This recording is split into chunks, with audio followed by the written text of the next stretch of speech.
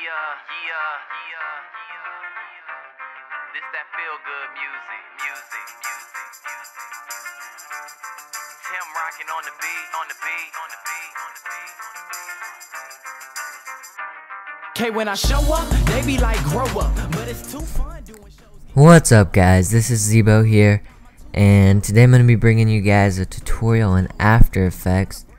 And what I'm going to be showing you guys today is exactly the preview that I just showed before this, and it's just going to be a masking transition in After Effects. And before I get started, I want to thank Volt for making me the sweet intro you saw at the beginning of this video, and so go subscribe to him. His link will be in the description.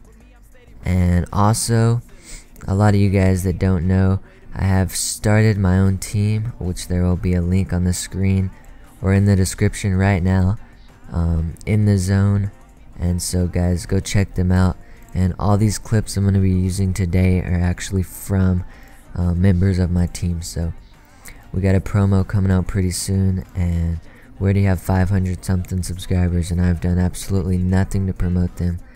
And we're actually just waiting on the final Yaush or YouTube email to get our partnership, and so that's going to be really awesome. And so guys, go check out that channel and subscribe if you're going to be active on there. And so now we can go ahead and get started with this tutorial. You can see that I already have a quad feed here and search and destroy. Super awesome clip by a guy in my new team. And so I already added some Twixter here, not the best Twixter, but it'll do for this tutorial. And now I'm just going to go ahead and drag this other clip I have on top of it, and I'm just going to find the place that I want to do the masking transition, which is going to be right here. And so just make sure you have your clip selected, press Shift Control D on your keyboard, and then I'm just going to go ahead and delete that one, and then just drag this back here and line it up a little bit after the Twixter. And so now what we need to do is actually just copy and paste this layer. So just Control C, Control V, and then make sure you have the top one selected. Come up here to Layer, Time, Freeze Frame, and now I'm just going to go ahead and hide that bottom layer, and so we can see that it just jumps like that, and it's just a frozen frame. And so what I need to do is actually just come up here and click on this pin tool, and I'm just going to do a quick little mask around this.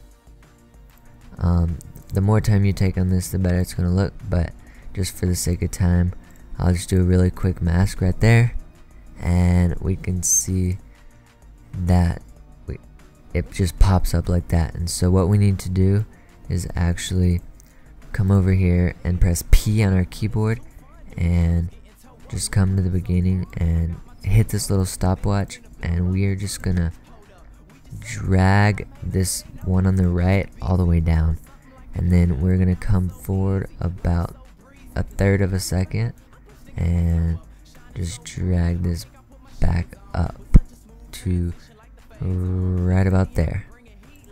Just change that to 360. And so now if we watch this, we can see that it just kind of slides in like that. And what we can do now is just Shift Control D again, and just go ahead and delete that. And we need to copy this one again. So Control C, Control V, and we need to hit M on our keyboard, make sure the top one's selected, and just change that to Subtract.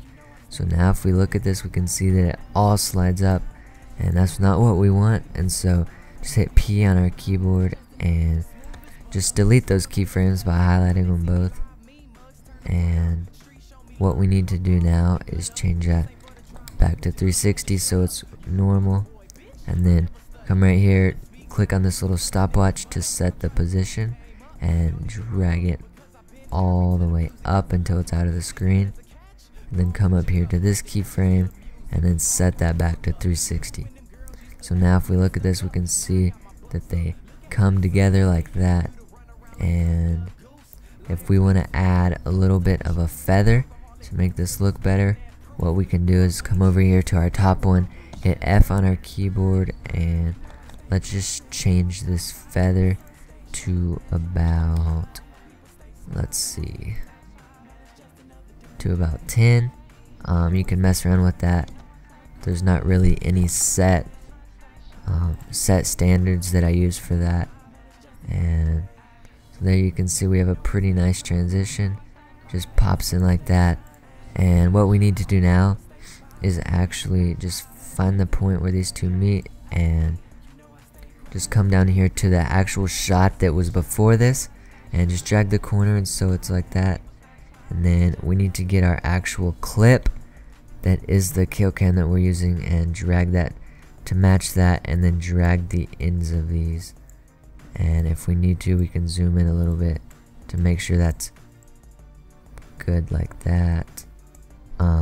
And then we need to unhide this layer. And so if we go ahead and preview this, let me disable the audio so that it doesn't get really loud. Let's see how long this is going to take, and then you can see that it just comes together like that and it looks really nice. And there's a ton of other things you can do with this effect just by keyframing and masking different parts of the map. And you can actually keyframe the scale by pressing S on your keyboard if you want to make it zoom in or zoom out or whatever. But I'm not going to go over that today, just because this is just going to be a basic masking transition tutorial in After Effects. And so I really hope you guys enjoyed this tutorial, and be sure and comment your tutorial suggestions in the description so I know what you guys are wanting to learn how to do. And like I said earlier, be sure and subscribe to my clan if you're going to be active, and I promise you we won't let you down. We'll bring you guys some sick content on that channel. And don't forget to follow me on Twitter, like my Facebook fan page. And so thank you guys once again for watching this tutorial. Hope you guys have a great rest of the week. And this is Zone Zebo, guys, and I will see you next time. Thanks for watching. Street show me love. I'm far from the gutter. We just ain't for the drama. Tell them act to shut up. You the water boy, bitch.